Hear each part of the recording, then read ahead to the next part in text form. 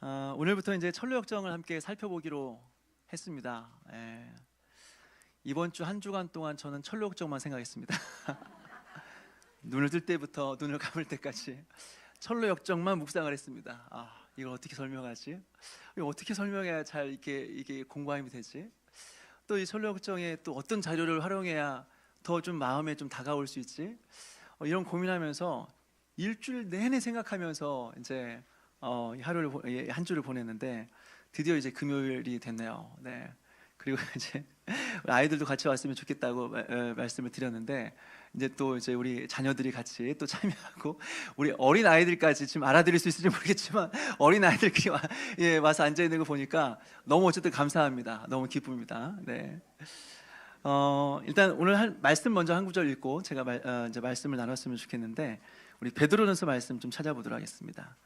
베드로전서 1장 1절과 2절 말씀을 같이 한번 읽도록 하겠습니다. 베드로전서 1장 1절과 2절입니다.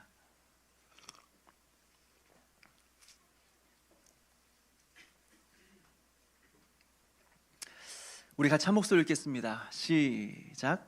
예수 그리스도의 사도 베드로는 본도, 갈라디아, 갑바도기아, 아시아와 비두니아에 흩어진 나그네 곧 하나님 아버지의 미리 하심을 따라 성이 거룩하게 하심으로 순종함과 예수 그리스도의 핏부림을 얻기 위하여 택하심을 받은 자들에게 편지하노니 은혜와 평강이 너에게 더욱 많을지어다. 아멘. 제가 한번 기도하겠습니다. 하나님 아버지, 오늘도 하나님께서 우리를 또 부르시고 또 오늘부터 천로역정 말씀을 함께 살펴보게 하여 주심을 감사드립니다.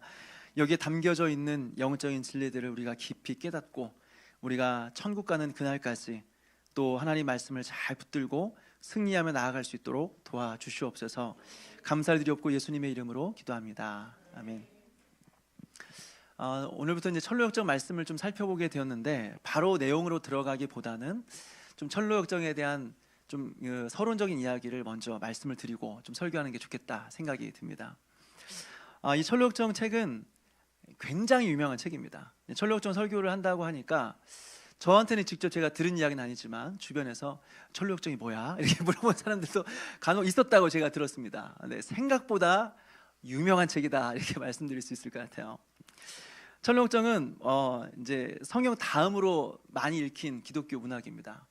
물론 요즘에 하도 이제 성경 다음으로 많이 읽힌 책이다라는 게 이런 타이틀이 굉장히 많아요. 근데 천로역정이 진짜 그렇습니다. 천로역정이 성경 다음으로 많이 읽힌 문학책이다 이렇게 말씀드릴 수 있을 것 같아요. 이 책은 약 한 400년 전에 기록된 책인데 이 책이 나오자마자 진짜 많은 사람들에게 주목을 받았습니다.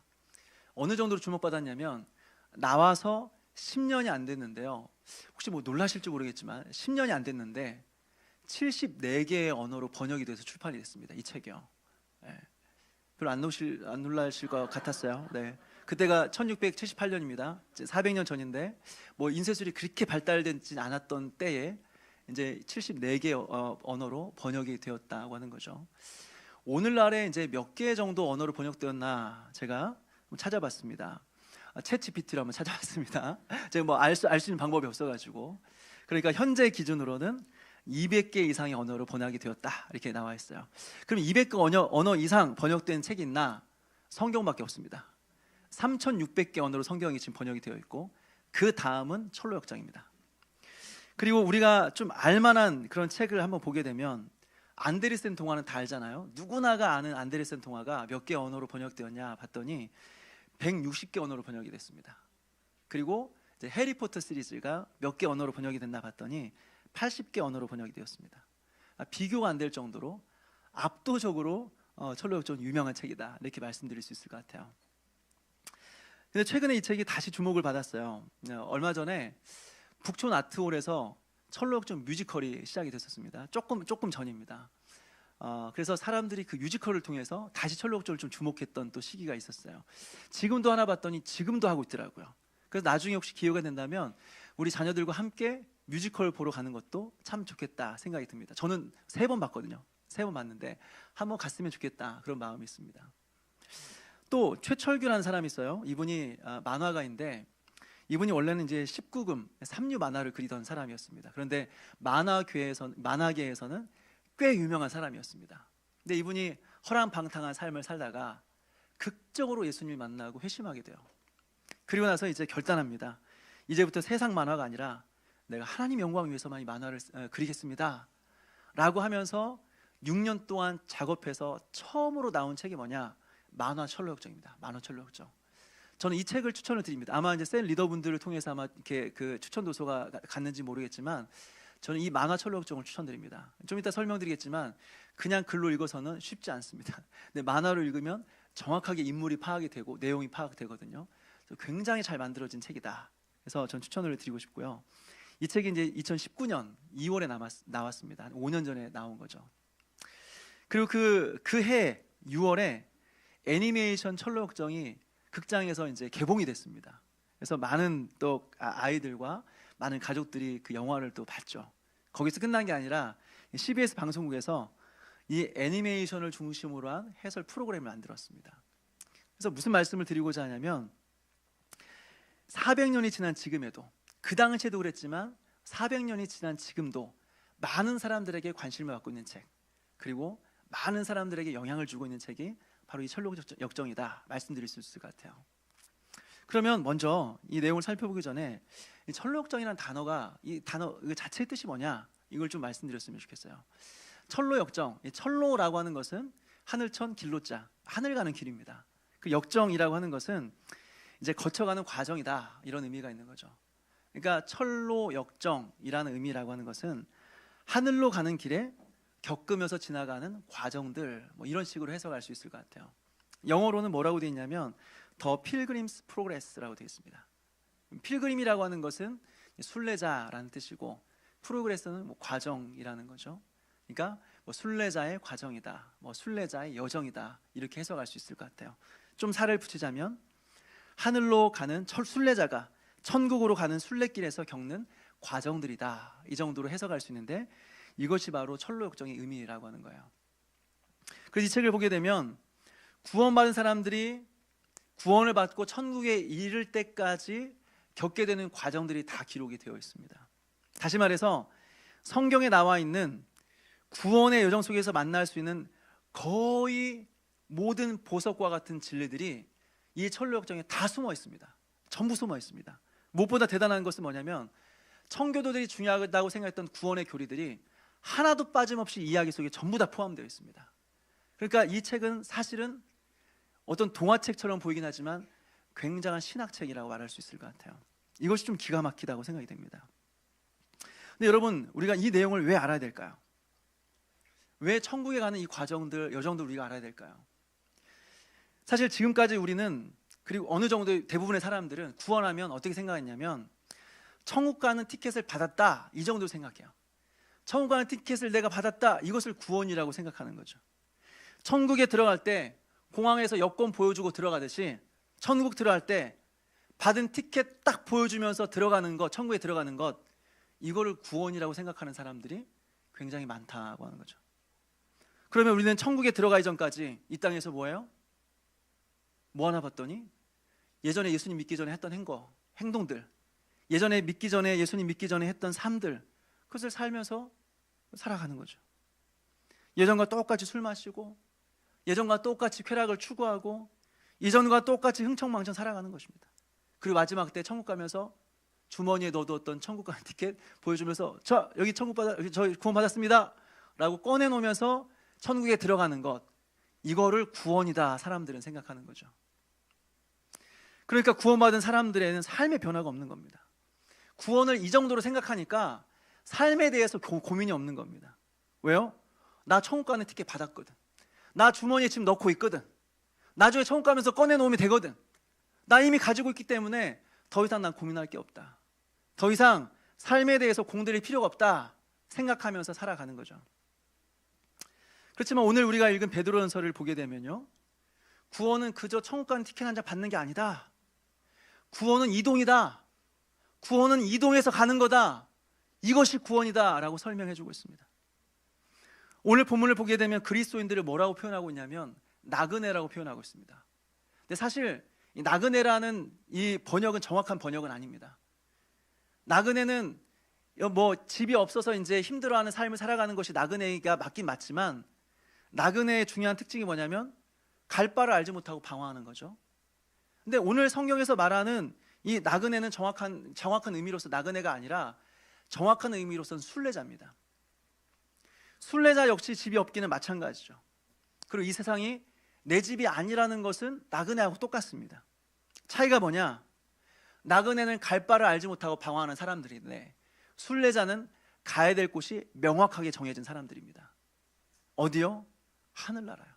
하늘나라를 향하여서 이곳이 우리의 집이 아니고 내 집이 아니기 때문에 고난이 있지만, 그렇지만 하늘나라를 정확하게 목표를 두고 걸어가는 사람들, 이 땅을 걸어가는 사람들이 바로 순례자라고 하는 거죠. 그리고 오늘 베드로전서는 그것이 그리스도인이다라고 말하고 있습니다. 사랑하는 여러분, 구원받은 모든 성도들은 순례자입니다. 이 세상의 집은 우리의 집이 아닙니다. 그래서 우린 살아가면서 고난이 있습니다. 고난이 있는 것은 당연한 겁니다. 그렇지만 우린 이곳에서 영원히 살지 않습니다. 우리가 가야 될 곳이 있습니다. 바로 하늘나라입니다. 근데 하늘나라까지 어떻게 갈까요? 우리가 어떻게 하늘나라까지 갈 수 있을까요? 예수님 따라가는 겁니다. 예수님 따라서 천국까지 간다고 하는 거죠. 예수님이 가신 길을 따라서 그대로 가는 것입니다. 예수님을 따라서 고난도 받고, 예수님을 따라가면서 복음도 전하고, 예수님을 따라가면서 사람들에게 손가락질도 받고 비난도 받고, 예수님을 따라가면서 핍박도 받고, 예수님을 따라가면서 자기를 부인하고 십자가를 지고 골고다까지 올라가게 되는 거죠. 그리고 예수님을 따라서 거기서 죽는 겁니다. 예수님을 따라서 십자가에 죽는 겁니다. 그리고 그 다음에 예수님을 따라 부활하게 되고, 예수님을 따라 승천하게 되고, 예수님을 따라 하늘나라 보좌에 앉게 되는 겁니다. 이 길을 따라가는 것이 구원이에요. 이 길을 따라가는 것이 영생이에요. 그래서 구원은 천국 가는 티켓 한 장 받는 것이 아니라 이동이다. 천국까지 이동해 가는 거다. 이것이 구원이라고 오늘 말해주고 있는 거예요. 천로역정은 바로 이것을 보여주고 있습니다. 천국 가는 티켓 한 장 받고 예전에 하던 일 하면서 살아가는 것이 아니라 예수님을 따라가는 것이 구원이다. 예수님을 따라가야 그 끝에 천국이 있다라고 하는 거죠. 그래서 그리스도인들은 모두가 다 예수님의 제자들입니다. 이런 면에서 볼 때 구원을 받고도 예전에 살아왔던 삶을 계속 살고 있다? 여러분, 이것은 구원이 아닌 겁니다. 명확하게 이것은 구원이 아니라고 말씀드릴 수 있을 것 같아요. 또 구원을 받았으니, 내가 예수님 믿었으니 이제 나의 문제 다 해결해 주세요. 나의 고민 다 해결해 주세요. 이제는 고민 없이 행복하게 살아가게 해주세요. 말이 안 되는 겁니다, 여러분. 지금 신앙이 뭔지를 모르고 있는 겁니다. 성경이 뭐라고 적혀 있는지를 깨닫지 못하는 사람들입니다. 구원받은 사람들은 이런 기대를 하면 안 됩니다. 주님의 길을 따라서 천국에 이르러야 되는데, 주님은 십자가의 길을 통해서 천국에 이르렀는데 어떻게 십자가를 거치지 않고 천국에 이르려고 생각하세요? 말이 안 되는 기대라고 하는 거죠. 말이 안 되는 소망이라고 하는 거죠. 예수님을 따라가는 것이 구원입니다. 여기에 영생이 있습니다. 예수님을 따라 십자가를 지나가야 부활이 있다고 하는 것이죠. 그리고 영원한 생명이 있다고 하는 거죠. 근데 이것을 보여주고 있는 것이 천로역정이다 하고 말할 수 있을 것 같아요. 그래서 우리가 진짜 구원받은 신자라고 한다면 항상 우리의 두 손에는 책이 두 권이 들려져 있어야 됩니다. 한 손에는 성경을 가지고 있어야 되고, 다른 한 손에는 뭐가 있어야 돼요? 천로역정을 가지고 있어야 됩니다. 한 손에는 성경, 한 손에는 천로역정, 만화 천로역정을 가지고 있어야 됩니다. 그래서 묵상하면서 우리가 이렇게 살아가지, 이렇게 사는 게 맞지, 이럴 땐 우리가 이런 마음을 가져야지 하면서 신앙생활 한다면 우리에게 굉장히 많은 유익이 될 것이다, 그렇게 저는 생각합니다. 책의 내용을 보기에 앞서서 좀 이 저자에 대해서 좀 제가 간단하게 좀 설명을 드리고 좀 지나갔으면 좋겠습니다. 왜냐하면 저희가 이제 1년 가까이 이 내용을 좀 살펴봐야 되는데 누가 쓴지도 모르고 이렇게 지나가면 안 되잖아요, 그렇죠? 이 글을 쓴 사람이 이제 존 버년이라고 하는 사람입니다. 영국 사람이에요. 이 버년은 정규 신학교를 나온 목회자가 아닙니다. 집사였습니다. 평신도 사역자였습니다. 이 사람이 1628년에 영국 베드퍼드에서 태어납니다. 찢어지게 가난했고 무엇보다 믿음의 집안에 태어나지 않았어요. 그러니까 어릴 때부터 굉장히 방탕한 삶을 살았습니다. 그러다 1644년에 어머니와 동생의 갑작스러운 죽음을 맞이하게 돼요. 그리고 삶에 많은 고난이 찾아오게 됩니다. 진지하게 신앙에 대해서 고민하고 하나님을 찾다가, 그러다가 독실한 신앙을 가진 여인과 결혼하면서 이제 신앙을 갖게 돼요. 그리고 1655년부터 이제 평신도 설교자로 사역을 시작하게 됩니다. 근데 그때가 언제였냐? 영국 국교회로부터 신앙인들이 박해를 받았던 그런 때였습니다. 교회 수장이 교황이 아니라 왕이 이제 교회 대표자가 되는 거예요. 그러니까 상당히 많은 그리스도인들이 이것을 거부했습니다. 그리고 영국의 국교회를 떠났습니다.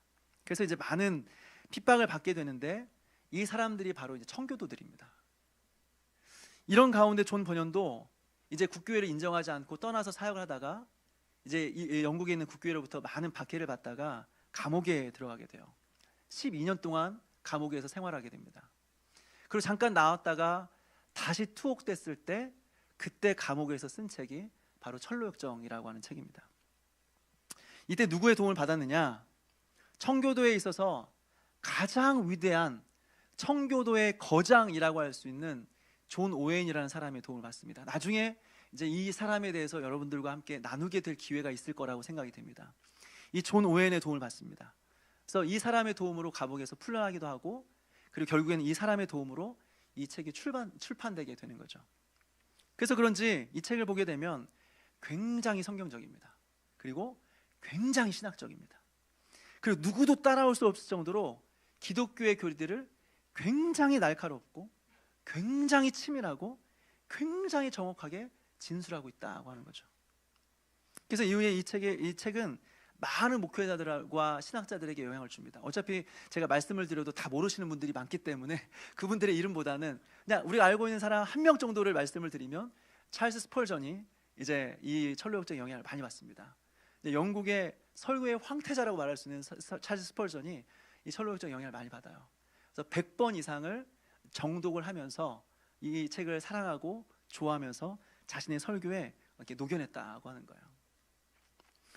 그렇다면 이 책은 어떤 배경 속에서 어떤 목적으로 기록되었을까? 이것을 좀 말씀을 드리면요, 사실 이 책을 읽다 보면 어떤 목적으로 기록되었나, 이것을 확인하기 이전에 그 의도를 아는 것을 떠나서 일단 이 책을 잘 읽게 되면 무슨 말인지 모를 겁니다.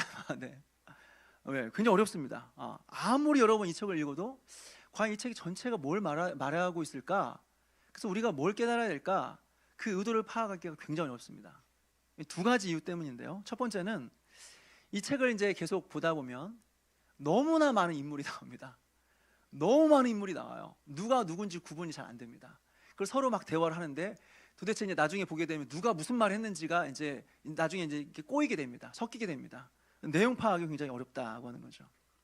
둘째로 그 인물들 사이에 일어나는 사건과 상징들이 있는데 이것에 대한 설명을 친절하게 해주지 않습니다. 물론 성경을 진짜 많이 읽고 성경을 완전히 관통하신 분들은 이 내용은 성경 이 부분을 이야기하구나, 이 내용은 성경의 이런 교리를 지금 의도하고 있구나, 보여주려고 하고 있구나, 깨달을 수도 있을 텐데 처음부터 끝까지 다 그런 내용이기 때문에 사실 그 의도를 파악하기는 쉽지가 않다고 하는 것이죠.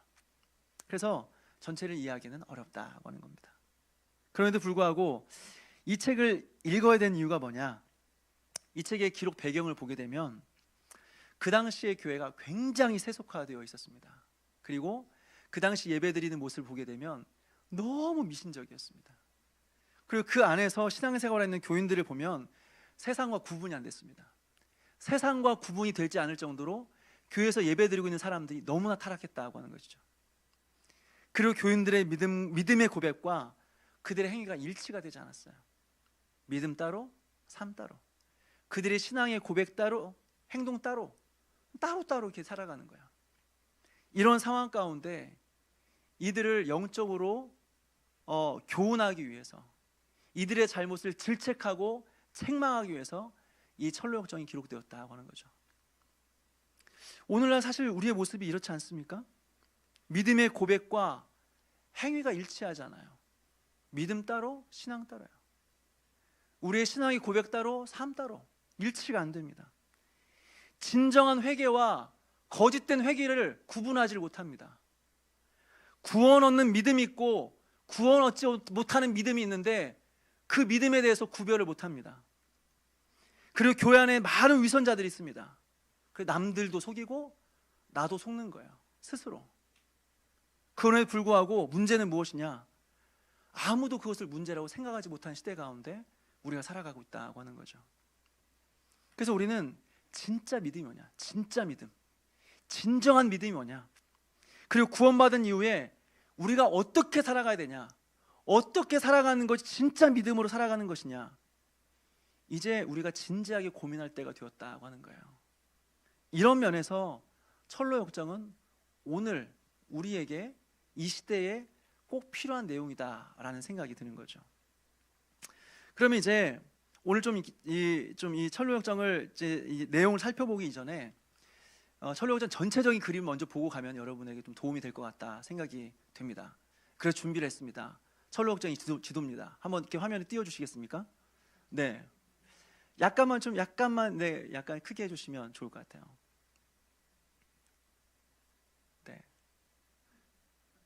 네. 전체를 보여주시겠어요? 그냥. 네. 일단 이렇습니다. 네. 앞으로 저와 여러분이 함께 살펴보게 될 내용들이 이렇습니다. 뭐 그냥 하나의 동화책처럼 보이지만 절대 그런 책이 아니라는 걸 제가 말씀을 드렸습니다. 그래서 맨 왼쪽에 보게 되면 보이실지 모르겠지만 한 사람이 엄청나게 무거운 짐을 지고 있어요. 이게 오늘 여러분들과 살펴보게 될 내용입니다. 이 사람이 이제 멸망의 도시를 떠나서 그리고 나서 이제 맨 밑에 오른쪽에 보게 되면 천성까지 이르게 되는데 이제 많은 장소들을 거치면서 많은 사람들을 만나게 됩니다. 그리고 이 모든 장소와 그리고 인물과 사건들은 전부 다 신학적인 의미들이 포함되어 있다고 하는 거죠. 이것을 이제 한 1년 정도 여러분들과 함께 매주마다 금요일마다 살펴보게 될 건데 일단 장소만 한 번씩만 읽어보고 우리 이제 그래도 한 번만 어떤 게 있는지만 좀 읽어보고 그리고 이제 좀 내용을 좀 시작하도록 하겠습니다. 화면을 좀 확대해 주셔서 장소 좀 이렇게 두꺼운 글씨로 굵은 글씨로 되어 있는 장소만 한번 좀 저를 따라서 같이 읽겠습니다. 시작. 멸망의 도시, 절망의 수렁, 율법의 언덕, 빛나는 문, 해설자의 집, 십자가의 언덕, 백리향 풀밭, 고난의 산, 아름다운 궁전, 겸손의 계곡, 사망의 음침한 골짜기, 허영의 시장, 광산 언덕, 아담한 풀밭, 의심의 성, 기쁨의 산, 실수의 벼랑, 마법에 걸린 땅, 뷸라 나라, 사망의 강, 천성입니다. 마지막에 이제 이 죽음의 강을 건너서 천성에 이르기까지가 철로 역정의 내용입니다. 다시 한번 전체를 보여주시겠어요?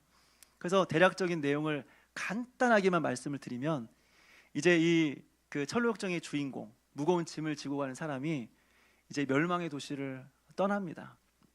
출발하자마자 절망의 수렁을 만나게 되죠. 그런데 도움이란 사람의 도움을 받고 이제 절망의 수렁에서 이제 건져내지게 됩니다.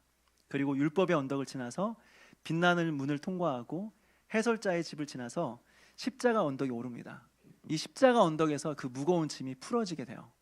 그러면서 이제 뭐 할렐루야 하나님을 찬양하게 되는데 그때부터 이제 나 자유 얻었네, 너 자유 얻었네, 우리 자유 얻었네 행복하게 살아가는 것이 아니라 보게 되면 그때부터 이제 고난은 지금 본격적으로 시작이 됩니다. 이때 고난의 산을 넘습니다. 이제 지혜의 짐을 벗고 그때부터 고난의 산을 넘게 되는 거죠. 그러면서 진짜 신앙생활이라는 것이 그 다음부터 시작이 되게 되는데 이것이 우리의 순례 여정이고 우리의 믿음의 삶의 여정이라는 것을 보여주고 있습니다. 그래서 오늘은 이 멸망의 도시 이 부분에서 특별히 이 주인공에 대한 부분을 좀 제가 설명을 드리고 오늘은 좀 마치려고 합니다. 우리 그러면 오늘 이제 해야 될 부분들을 또 준비를 했습니다. 듣고 가겠습니다. 네.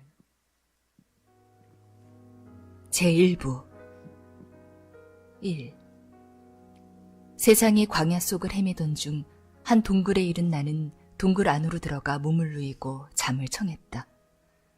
잠결에 꿈을 꾸었는데 낡은 옷을 입은 남자가 한 손에는 책을, 허리에는 커다란 짐을 짊어진 채 집을 등지고 서 있는 모습이 보였다. 책을 펴고 읽어 내려가던 그는 슬피 울며 두려움에 떨더니 결국 감정을 주체하지 못하고 울부짖기 시작했다. 대체 어찌해야 한단 말인가? 네, 여기까지요. 감사합니다. 많이 준비하지 않았습니까? 일주일 동안 이것만 생각했다니까. 물론 방송팀이 많이 이제 써주시겠지만, 네. 이제 매주 이런 식으로 좀 진행을 할 겁니다. 자, 이제 내용을 좀 말씀을 드리면, 이제 이 저자가 책을 이제 쓰게 되는데요. 그 시작을 내용을 보게 되면 꿈을 꾸는 것으로부터 시작이 됩니다. 꿈을 꿨는데 한 남자를 보게 되죠. 그리고 이 남자에 대해서 묘사를 해주는 것으로 철로역정은 시작이 됩니다. 그런데 이 부분이 너무 중요하기 때문에 먼저 다시 그림을 보고 좀 이렇게 설명을 제가 드리도록 하겠습니다. 우리 남자의 모습을 좀 보여주면 좋을 것 같아요. 이런 모습입니다. 네. 이 사람의 모습이 굉장히 중요하고, 이 사람의 모습을 제가 설명을 드리고 제가 오늘은 좀 마치려고 하거든요.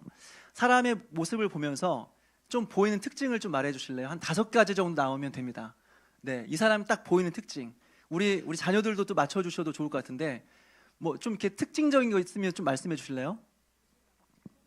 일단 옷이 남루합니다. 이걸 보는 건 쉽진 않은데, 이렇게 별로 남루하다고 생각이 안 들 수도 있는데, 허름하고 남루한 옷을 입었습니다. 네, 이게 굉장히 중요한 부분입니다. 또 어떤 부분이 있을까요? 네, 뒤에 엄청나게 보이진 않지만 어쨌든 무거운 짐을 지고 있습니다. 또 뭐가 보입니까? 2가지 나왔습니다. 지금. 네, 책을 들고 있습니다. 이게 굉장히 중요한 부분입니다. 네, 나머지 2개 남았습니다. 지팡이는 사실 의미가 없고 있어도 되고 없어도 되는 건데, 아마 이제 무거운 짐을 졌으니까 이제 힘들 거라 이렇게 지팡이를 그려놓은 것 같습니다. 상상력으로. 네, 또 뭐가 있을까요? 머리카락. 별 큰 의미 없습니다. 머리카락. 네, 시선이 네. 사실 어딘가를 정확히 보진 않는데 중요한 것은 뭐냐면 뒤에 멸망의 성을 등지고 있습니다. 집을 바라보지 않고 반대편을 보고 있다. 이 부분이 정말 중요합니다. 마지막 하나 남았습니다.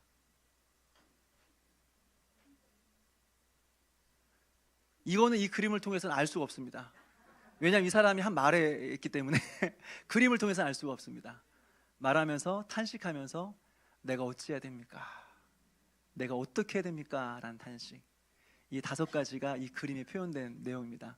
다시 한번 정리하자면 손에 성경책을 들고 있고, 옷은 굉장히 남루하고 허름한 옷을 입고 있고, 그 다음에 무거운 짐을 뒤에 들었고, 그 다음에 시선은 이제 멸망의 도시가 아니라 다른 곳을 바라보고 있고, 입으로는 탄식하며 내가 어찌해야 됩니까? 라고 고백하는 것.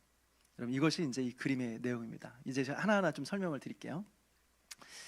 이 장면을 설명을 드리는 것이 굉장히 중요한데요. 왜 중요하냐면 여기서부터 철로역정이 시작되기 때문에 그렇습니다. 다시 말씀을 드리자면 여기서부터가 순례의 시작입니다. 여기서부터가 구원의 시작입니다. 다시 말해서 자신의 이러한 상태를 깨닫는 영적인 체험이 없다고 한다면 우리는 아직 신앙생활을 시작한 게 아닙니다. 우리는 그리스도인이 아니라고 하는 거예요.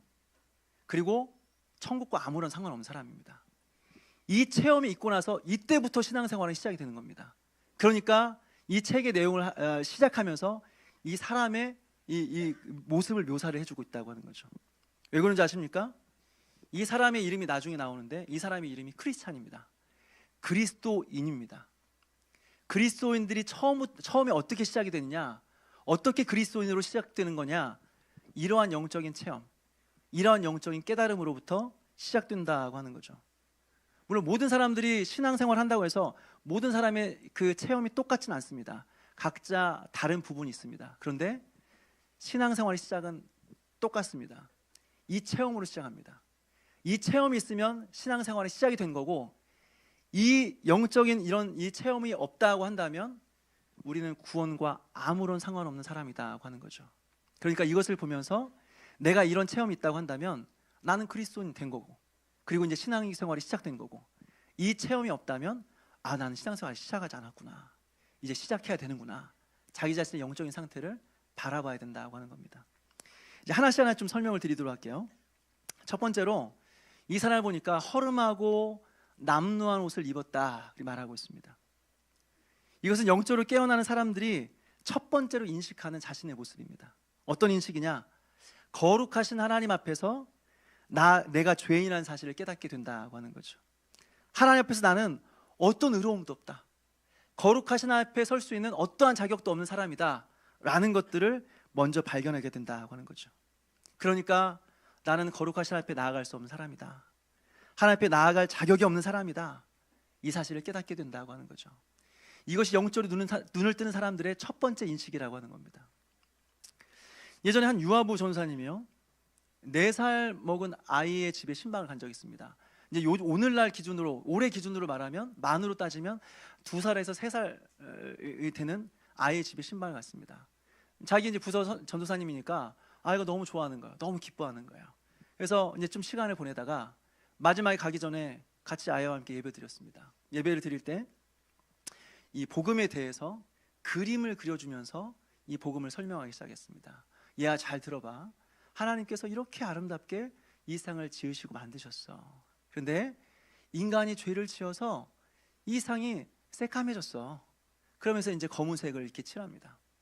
그러면서 뭐라고 말하냐면, 우리의 마음에 죄가 있는데 바로 이 새카만 게 네 마음에 있어. 네 마음 안에 죄가 있어 라고 말하니까, 이전까지 너무 손상했다고 막 좋아하고 막 장난치고 했던 아이가 얼굴 표정이 싹 변하기 시작한 거야. 싹 변하는 거야. 그리고 자기 방으로 들어가서 문을 잠그고 막 두려워서 벌벌 떨면서 울고 있는 거예요. 무엇을 보여주냐면, 어린 아이지만 복음 앞에서 영적으로 반응하고 있다고 하는 겁니다.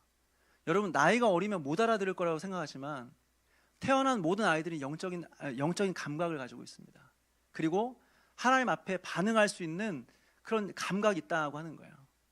이 아이는 복음 앞에서 영적으로 반응했습니다. 자신이 더러운 죄인이라는 인식을 갖게 된 겁니다. 그리고 거룩하신 하나님 앞에 결코 설 수 없다는 마음 때문에 방문을 열고 문 잠그고 들어가서 벌벌 떨면서 슬피 울었다고 하는 거죠. 이것이 바로 거룩하신 하나님 앞에 나아갈 수 없다고 하는 인식이라고 하는 거예요. 그리고 이것이 우리가 영적으로 깨어나고 있다고 하는 증거라고 하는 거죠. 두 번째로, 자신의 집으로부터 이제 고개를 돌렸습니다. 이게 어떤 의미인가? 영적으로 깨어나고 있었기 때문에 자신이 죄인임을 알고 깨닫고 돌이켰다고 하는 거예요. 이전의 삶에서 돌이킨 겁니다. 근데 아직까지는 어디로 가야 될지 몰라요. 어디로 가야 될지는 모르지만 확실한 것은 예전의 삶으로는 돌아갈 수 없다. 예전에 죄를 즐기던 삶으로 돌아갈 수 없다는 것은 분명해요. 그래서 고개를 돌렸다고 하는 거죠. 이것은 무엇을 의미하냐면, 이제는 다시 예전의 죄악된 모습으로 돌아갈 수 없다고 하는 인식이 시작됐다. 나는 지금은 어디로 갈지 모르지만 뒤돌아서지는 않겠다고 하는 마음의 변화가 일어났다고 하는 겁니다. 여러분, 이것은 순례를 출발하는 데 있어서 굉장히 중요한 부분입니다. 이전에 자신의 죄악된 모습을 혐오하는 겁니다. 예전에 자신이 짓던 죄를 미워하는 겁니다. 그래서 그것을 더 이상 바라보지 않기 위해서 고개를 돌려버리는 겁니다. 여기서부터 순례의 길은 시작이 된다고 하는 겁니다. 예전의 삶을 계속해서 그리워한다. 예전에 짓던 죄를 계속해서 좋아한다. 이전에 죄가 주는 즐거움 속에서 지금도 빠져 살아가고 있다. 그렇다면 뭘 보여주고 있어요? 이 사람은 아직 죄에 대해서 돌이키지 않은 사람이다. 아직 순례의 길을 출발하지 않은 사람이다. 여전히 이 사람의 소속은 멸망의 도시 소속이다 라는 것을 보여주고 있는 거죠. 세 번째로, 손에는 책이 한 권 들려져 있습니다. 그리고 여러분들이 잘 알다시피 그 책은 성경책을 의미합니다. 작은 성경책이라고 표현되고 있으니 아마 이 사람은 아직 성경에 대한 충분한 지식을 가지고 있는 것 같아 보이진 않습니다. 그리고 이 책이 어디서 났는지 설명이 안 돼 있는 것으로 보아서 이 사람이 성경을 만나고 그 성경을 깨닫게 된 것은 하나님의 놀라운 은혜였다, 하나님의 알 수 없는 섭리였다라는 그 정도로 우리가 생각하게 되는 거죠. 확실한 것은 어떻게 우리가 죄인임을 인식하게 되는가, 어떻게 우리가 영적으로 깨어날 수 있게 되는 것인가? 성경이라는 것입니다. 성경을 통해서 우리가 영적으로 깨어날 수 있고, 성경을 통해서 우리가 죄인이라는 인식을 갖게 된다는 것입니다. 성경에 대한 충분한 지식은 아니라고 할지라도 명확한 복음으로 인해서 우리가 죄인이라는 사실을 깨닫게 된다고 하는 거죠. 많은 사람들이 착각하는 것 중에 하나가 뭐냐면, 기적이 일어나면 믿음이 생기지 않을까요? 생각하는 사람들이 있다고 하는 거죠. 만약 나에게 그 기적이 주어진다면 나 믿음 생활 잘할 수 있을 텐데, 만약 하나님께서 우리 가족에게 기적을 허락하시면 우리 가족들이 주님께로 돌아올 수 있을 텐데 하면서 기적을 바라는 것이 우리의 모습 아닙니까? 그런데 아니에요. 기적은 우리에게 믿음을 주지 않습니다. 오직 말씀만이 우리에게 믿음을 줄 수 있다고 하는 거죠.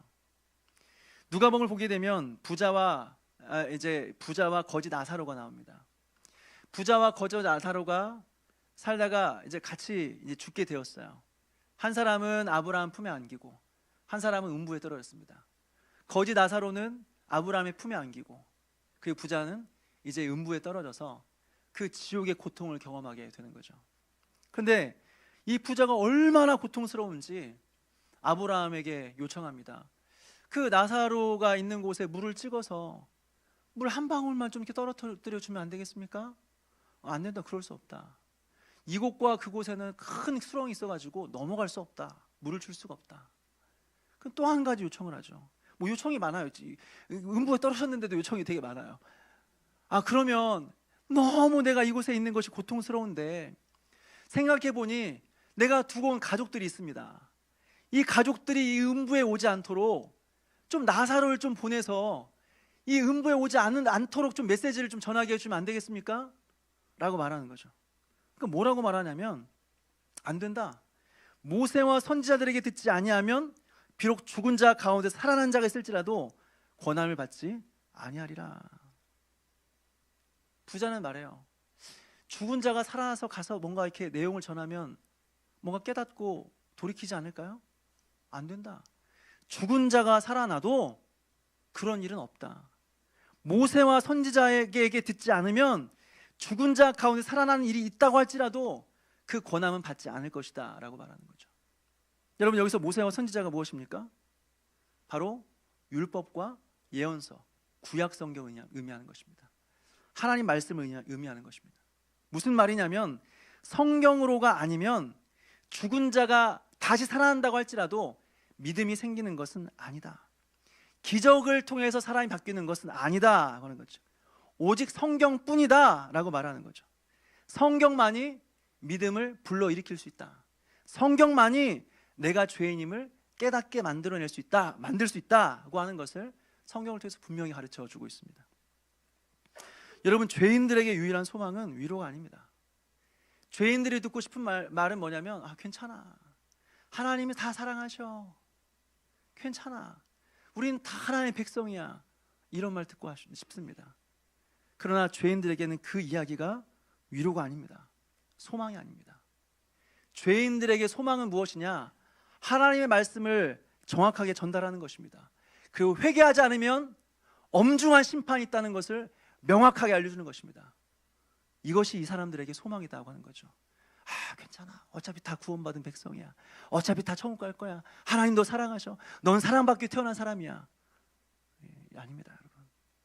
말씀으로 본인 자체가 죄인이라는 사실을 깨닫지 못한다고 한다면 아무런 희망이 없는 사람입니다. 네 번째로 무거운 짐을 지고 있습니다. 이 무거운 짐이 뭘까요? 이 무거운 짐은 바로 죄의 짐을 말하는 거겠죠. 우리가 영적으로 깨어나기 시작할 때 우리는 가장 먼저 우리가 죄인이라는 사실을 깨닫게 됩니다. 영적으로 깨어나기 전에는 우리가 죄인이라는 사실을 몰라요. 허물과 죄로 인해서 죽었기 때문에 나 스스로 내 등 뒤에 있는 짐을 볼 수가 없어요. 양심의 화인을 맞았기 때문에 양심의 가책을 느끼지 못합니다. 죄를 안 지었기 때문이 아니라 죄를 너무나 많이 지었기 때문에, 그 죄로 인해서 우리가 죽었기 때문에 그 죄를 인식하지 못한다고 하는 거죠. 예전에 제가 농어촌 아울리치를 간 적이 있습니다. 마을을 돌아다니면서 이제 한 분을 만난 거죠. 이제 열심히 밭일하고 있는 그 나이가 드신 남성분을 만났습니다. 한 70대 정도 되는 할아버지였어요. 그래서 이제 만나서 이야기를 했습니다. 안녕하세요. 저는 어디서 왔습니다. 이제 뭐 하세요? 하면서 이제 말을 걸었습니다. 그래서 제가 이제 아버님에게 좋은 소식을 제가 하나 들려드리고 싶습니다. 그랬더니 무슨 말인지 얘기해 보라고. 제가 가장 먼저 꺼낸 말은 아버님 죄인입니다 라고 했습니다. 좋은 소식을 들려드릴 텐데 아버님은 죄인입니다 라고 하니까 갑자기 안색이 변하시더니 막 화를 내시는 거예요. 안 그래도 지금 할 많아가지고 바빠 죽겠는데 지금 와가지고 이상한 소리 한다고. 나는 한 번도 법을 어겨본 적도 없고 남에게 피해 한 번 줘본 적도 없는데 왜 나한테 죄인이라고 그러냐고 막 화를 내는 거예요. 그래서 죄송합니다 하면서 이제 왔던 적이 있는데, 죄라고 하는 것은 단순히 법을 어긴 것이 아닙니다. 남에게 피해를 준 게 아닙니다. 죄라고 하는 것이 뭐냐? 뭐가 죄냐? 여러분, 하나님을 모르는 게 죄입니다. 하나님께서 이 세상을 창조하셨는데 하나님을 인정하지 않는 것이 죄입니다. 그리고 그 하나님께 예배하지 않는 것이 죄입니다. 그 하나님을 사랑하지 않는 것이 죄입니다. 평생 그렇게 살아왔다면 그 사람은 아무리 도덕적인 그런 삶을 살아왔고 윤리적인 삶을 살아왔고 그리고 신호등과 여러 가지 이 법을 다 지켰다고 할지라도 그 사람은 평생 죄인으로 살아왔던 겁니다. 희망이 없는 죄인이라고 하는 거죠. 그런데 내가 죄인이라는 사실을 깨닫는 것에서부터 구원이라는 것은 시작된다고 하는 거죠. 마지막으로 이 사람의 탄식, 뭐라고 하고 있냐면 내가 무엇을 해야 됩니까? 라고 탄식하고 있습니다. 이 상태는 자신이 죄인임을 깊이 깨닫고 성령의 책망 가운데 있을 때 부르짖는 소리라고 하는 거죠. 시간이 지나면서 자신이 죄인이라는 사실이 점점 더 깊이 깨달아지는 겁니다. 그럴수록 더 깊이 깨달아지는 것은 뭐냐면 나는 용서받을 수 없는 사람이다 라는 사실을 깨닫게 되는 거죠. 그러니까 하나님께서 나의 죄에 대해서 어떤 징계를 해도 나는 할 말 없는 사람이다, 나를 지옥에 보내셔도 나는 마땅히 가야 되는 존재다 라는 인식이 생기는 거죠. 그런데 혹시 하나님께서 나를 용서해 주신다고 한다면 나는 뭐든지 할 수 있습니다. 나는 뭐라도 하겠습니다. 내 모든 것 다 포기하고 구원받을 수만 있다면 다 내려놓고 주님 따르겠습니다. 여러분, 이 마음이 바로 내가 무엇을 해야 됩니까? 라는 그런 고백이죠. 다시 말해서 심령이 부드러워진 상태입니다. 하나님께서 무슨 말씀하시든지 간에 난 다 듣겠습니다. 내가 구원을 얻을 수만 있다면, 하나님께서 계신 그 천국에 이를 수만 있다면 모든 걸 다 내려놓고 따르겠습니다 라고 하는 것, 이것이 바로 내가 무엇을 해야 됩니까? 라고 하는 그런 고백이라고 하는 거죠. 사도행전 2장에 보게 되면 오순절 성령 강림 사건이 나옵니다. 그때 성령이 임하자 사람들이 방언하기 시작하죠. 방언하는 모습이 너무 신기해서 사람들이 모이기 시작합니다. 모였을 때 베드로가 일어나서 하나님의 말씀을 전합니다. 복음을 전합니다. 설교하기 시작합니다. 그런데 이 설교를 듣고 사람들의 반응이 어땠습니까? 성경에 보니까 그들이 이 말을 듣고 마음이 찔려 베드로와 다른 사도들에게 물어 이르되 형제들아 우리가 어찌할꼬 하거늘. 여러분, 이것이 영적으로 깨어나는 사람들의 반응이라고 하는 것입니다. 우리가 어찌할꼬, 내가 어떻게 해야 됩니까? 내가 어떻게 해야 됩니까? 이것이 영적으로 깨어난 사람들의 반응이다고 하는 거죠. 말씀을 통해서 성령의 책망을 받아 마음이 부드러워진 상태, 이것이 바로 영적으로 깨어난 상태다. 이 사람이 바로 구원이 시작된 사람이다 라고 하는 것을 말씀드릴 수 있을 것 같습니다. 오늘 이것이 철로역정 첫 번째 그림에서 보여준 내용입니다. 바로 한 죄인이 영적으로 깨어나는 과정을 보여주고 있는 거죠. 영적으로 깨어나니까 무슨 일이 있었습니까? 자신의 죄를 인식하기 시작했습니다. 그리고 그 죄에 대한 영혼의 비참함을 느꼈습니다. 그리고 심판의 두려움을 느꼈습니다. 이것이 바로 구원의 시작이라는 겁니다. 그리고 이것이 은혜의 시작이라고 하는 거죠. 여러분에게는 이런 체험이 있습니까? 내가 죄인이구나, 내가 하나님께 심판받아 마땅한 죄인이구나, 나는 하나님께서 지옥에 보내셔도 할 말 없는 사람이구나, 그러나 내가 어떻게 해야 될까? 내가 구원받았으면 참 좋겠는데. 여러분, 이런 마음의 상태를 경험해 본 적 있으십니까? 저는 초신자라서 그런 게 없습니다. 저는 모태신앙이라서요, 모태신앙이라 다 못합니다. 기도도 못하고 예배도 못 드리고 아무것도 못합니다. 여러분, 이런 경험이 없다면, 이런 체험이 없다면 여러분의 신앙생활은 아직 시작이 안 된 겁니다. 여러분들은 아직 그렇다면 영적으로 눈멀어 있는 사람이고, 여러분은 아직 거듭나지 않은 사람입니다. 그리고 여러분들은 아직 천국과 아무런 상관없는 사람입니다. 이런 경험이 없는데 여러분 뭐가 즐거우세요?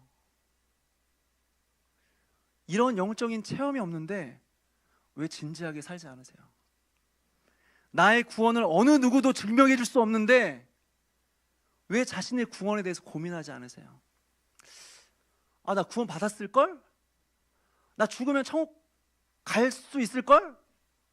내가 그리스도인일 수도 있을걸? 애매한 그런 확률 속에서 살아가면 불안하지 않으십니까? 확실한 구원에 대한 확신도 없고 천국에 대한 확실한 소망도 없고 내가 거듭난 증거도 없고 하나님을 만난 증명도 없는데, 증명할 수도 없는데 왜 진지하게 신앙생활하지 않느냐라고 하는 거죠. 왜 자신의 영혼의 문제에 대해서, 그 영원의 문제에 대해서 왜 생각하지 않으십니까? 내가 죄인이라는 사실을 뼈저리게 느끼지 않았는데, 내가 죄의 비참한 상태라는 것을 경험해 본 적이 없는데, 내 마음이 여전히 딱딱해서 말씀이 귀에 들리지가 않는데 뭐에 정신이 팔려 살아가느냐라고 하는 것이죠. 우린 이 세상에서 영원히 살지 못합니다. 이 세상은 우리가 영원히 살 곳이 아닙니다. 언젠가 끝이라는 것은 있고 우린 이 땅에서 다 죽을 겁니다. 그리고 우린 주님 앞에 설 겁니다. 그리고 어쩌면 오늘이 그날이 될 수 있고 어쩌면 오늘이 우리의 인생의 마지막이 될 수 있습니다. 그렇다면 오늘이 우리의 인생의 마지막이라고 한다면 우리가 무엇을 해야 될까? 하나님 앞에서 주여 나는 죄인입니다. 주여 나는 죄인입니다. 내가 죄인이라는 것을 깨닫게 해주십시오. 그리고 나를 구원해 주십시오. 이 고백을 하나님 앞에 드리는 것이 가장 우선적이고 가장 중요한 고백이 되어야 되지 않겠습니까? 한번 따라서 해보겠습니다. 주여 나는 죄인입니다. 주여 나는 죄인입니다. 다시 한번요. 주여 나는 죄인입니다. 이 고백 앞에서 참된 구원을 받아 하나님 앞에 믿음의 삶을 살아가는, 그리고 천국을 소망하며 살아가는 그런 저와 여러분 되시기를 주님의 이름으로 축원합니다.